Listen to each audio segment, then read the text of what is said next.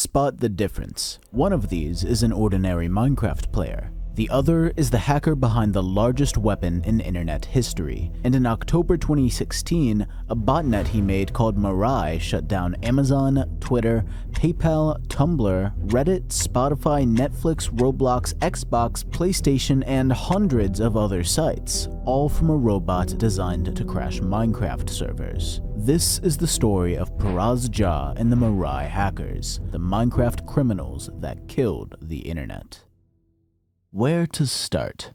Meet Marshall Webb, also known as RQ42. His story is very long and very goofy, but in short, he started out as a hacker, ratted some friends out to the FBI, linked up with one of his former victims to found a security company, then kicked him out and went back to his old shady self. On the other hand, meet RQ42's arch nemesis, CJ Schulte. CJ had a background in security too. He was also famous as the guy who stole the Domino's Pizza domain name and tried to sell it back to them, and got sued in the process, of course, because Domino's Pizza moment. RQ and CJ were competitors in the security space, but their real battle was over the rights to a rare IP address called 1.3.3.7 that was home to the Money Team hacker group, and of course their illegal DDoSing services that would knock anyone's internet offline for a few bucks. Despite the shady past, CJ wasn't quite ready to let the site go, so he decided it was time to bring in the big guns, a mysterious company known as ProTraf Solutions, who were already in some hot water when they were accused of being Minecraft's infamous LEL DDoS hackers of 2014. People had forgotten about that whole fiasco almost as soon as it started. I'm sure none of you have ever even heard of it. But ProTraf's legacy didn't end there, and their next scheme would get their names known across the world, building the largest weapon in internet history, the Mirai botnet. So, what is a botnet?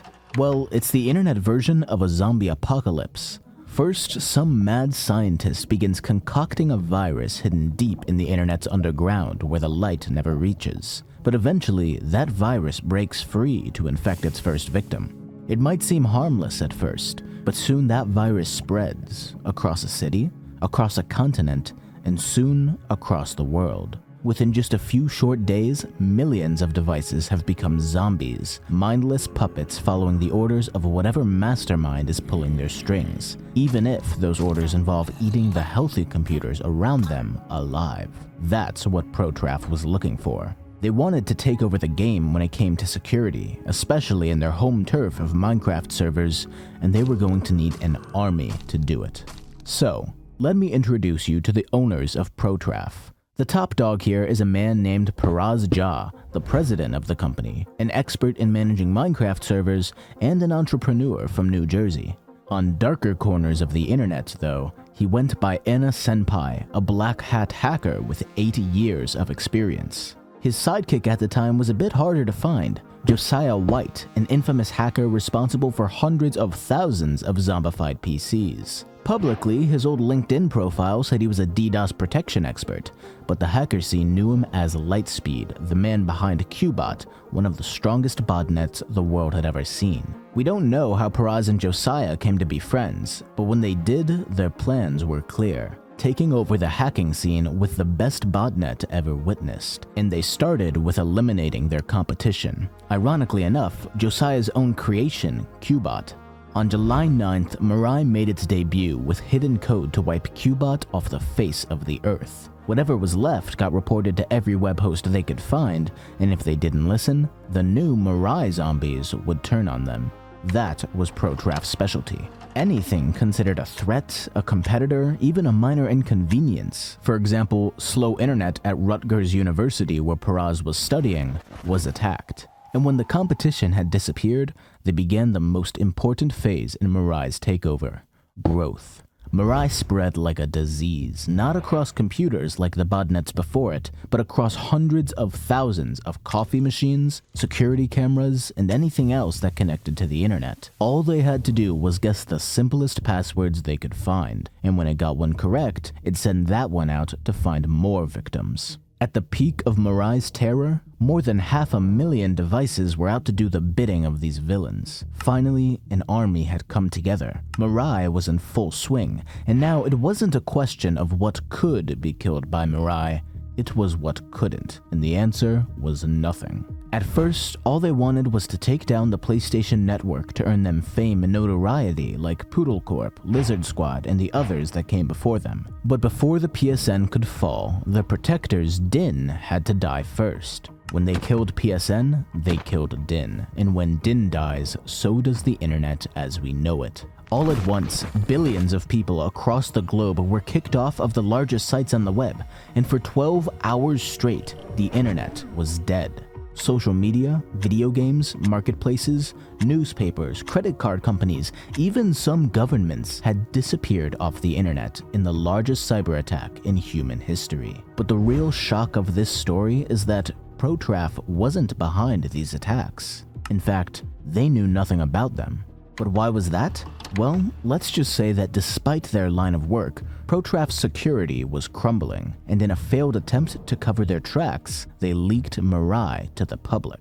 Soon, though, the mystery would begin to unravel.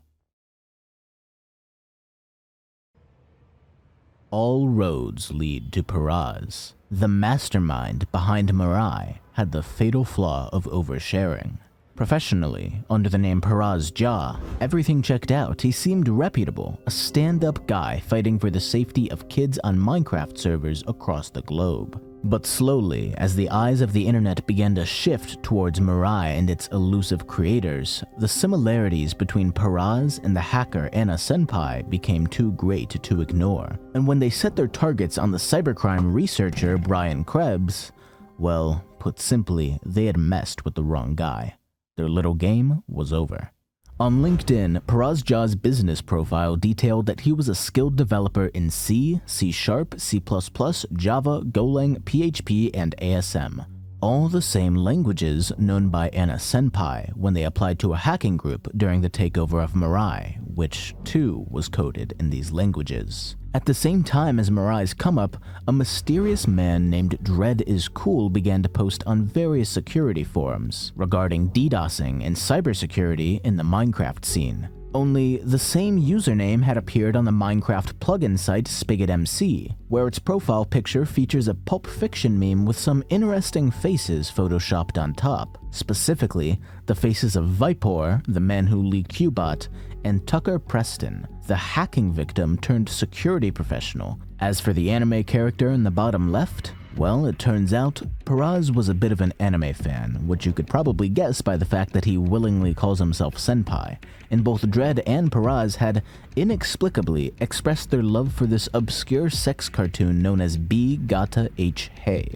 One of the few other series Dread had watched, according to his My Anime List profile, was one by the name of Mirai Nikki, the exact anime that Anna Senpai had confirmed inspired the name of the botnet. The final nail in the coffin, though, linked to the Reddit account of Paraz, where he constantly talked about DDoS attacks. At the time, specifically attacks at Rutgers University, the school Paraz attended. And it just so happened that all those abuse requests they sent out when trying to kill Qbot were from an email linked to a Rutgers University Facebook account. People had been suspicious of Paraz for months, but now there was no question. The mask was off.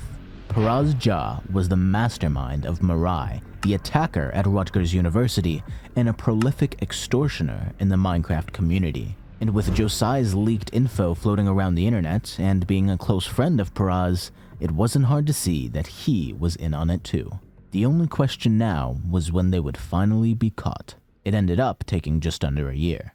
On December 8th of 2017, Paraz Ja of Fanwood, New Jersey, Josiah White of Washington, Pennsylvania, and a mysterious Dalton Norman of Metairie, Louisiana, all pled guilty in an Alaskan court to conspiracy to violate the Computer Fraud and Abuse Act in operating Mirai. By the time the trio got out of court, they just managed to avoid the federal prison system, and instead each received a $127,000 fine, 2,500 hours of required community service, and 5 years of probation. At the same time, the lead agent on the Mirai case, Elliot Peterson, was in Washington, D.C. accepting the FBI's highest honor in the form of their Director Award. Today, Mirai is a relic of the past, a name that's lost its bite and relevance over the years, a name that most would not bat an eye to despite the many months it haunted the internet and the many millions of dollars in damages it caused. But for many, Mirai will never be forgotten. We will always remember the day that Minecraft hackers went to war with the internet and won. Sort of. Thanks for watching and have yourselves a very good one. Peace, peace.